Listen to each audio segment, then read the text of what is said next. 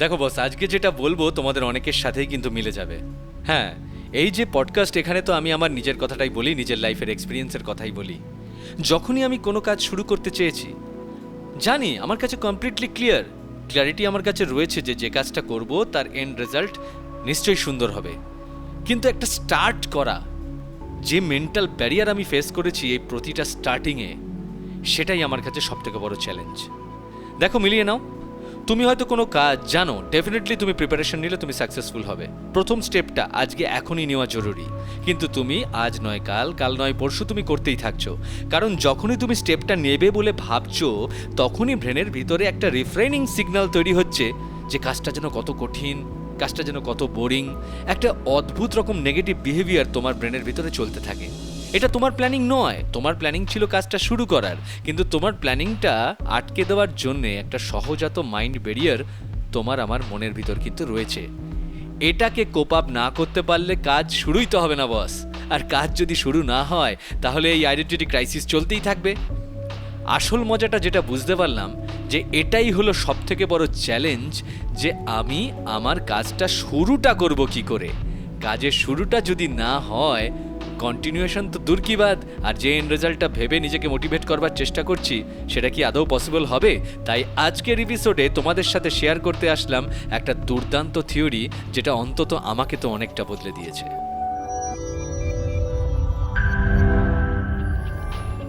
নতুন কাজ শুরু করব বলে ভাবছি, আর মাইন্ড ব্যারিয়ার আমাকে এসে ঘা দিচ্ছে।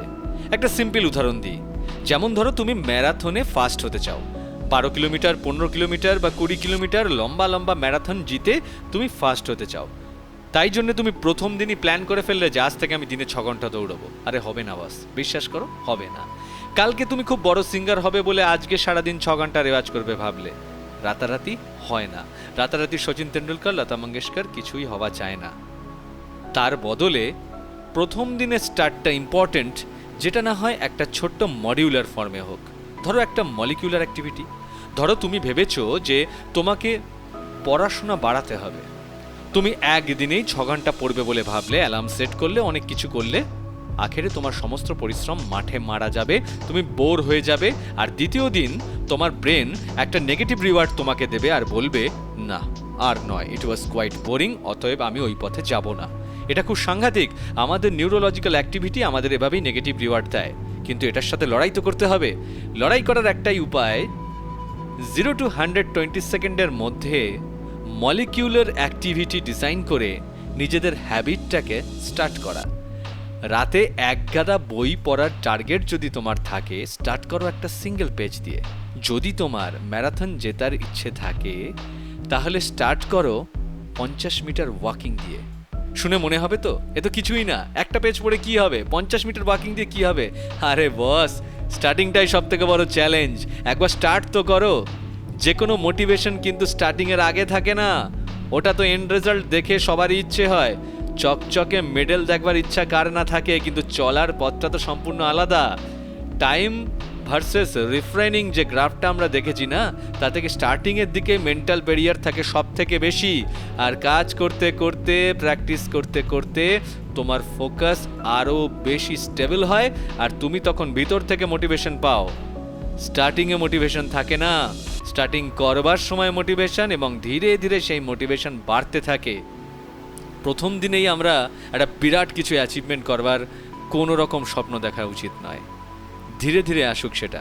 0 to 120 সেকেন্ড এর মধ্যে যদি তুমি কোনো ছোট মলিকুলার হ্যাবিট ইনিশিয়েট করতে পারো, আমাদের ব্রেন এটাকে রিচুয়াল হিসেবে নেয়, যেন প্রত্যেক দিন এটা ছাড়া তোমার আইডেন্টিটি ইনকমপ্লিট। দেখো, আমার কথা বিশ্বাস করে ফেলতে হবে না, শুধু একবার চেষ্টা করো। 0 to 120 সেকেন্ড যে কোনো একটা কাজ দিয়ে তোমার শুরুটা করো। তোমার শুরুটা হোক, দেখবে মোটিভেশন আসতে থাকছে ডেফিনেটলি।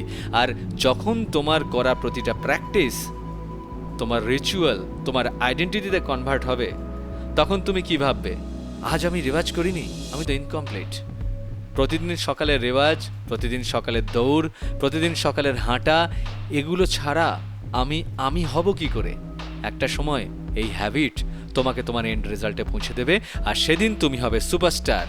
যাই হোক, অনেক জ্ঞান দিলাম বস। আসলে যা যা নিজের লাইফে দেখি, সেটাই এই পডকাস্টে তোমাদের জন্য ডিজাইন করি। এরকম আবার নতুন কিছু নিয়ে আসবো আগামী এপিসোডে। তোমাদের কেমন লাগলো জানাতে ভুল করো না, কারণ তোমাদের থেকেই আমি শিখি, তোমাদের দেখি অনেক কিছু শিখি। আমার যা কাজকর্ম সবই তোমাদের থেকে শেখা। তাই জন্য থ্যাঙ্কস টু এভরিওয়ান। এই পডকাস্টকে ফলো করো, যে যেখানে শুনছো প্লিজ ফলো করো, আমার সাথে কমিউনিকেশনের মধ্যে থাকো। আশা করি তোমরাই হলে আগামী দিনের সুপারস্টার, আর একদিন তোমাদের নিয়ে হয়তো অন্যদেরকে এক্সাম্পল দিতে পারবো।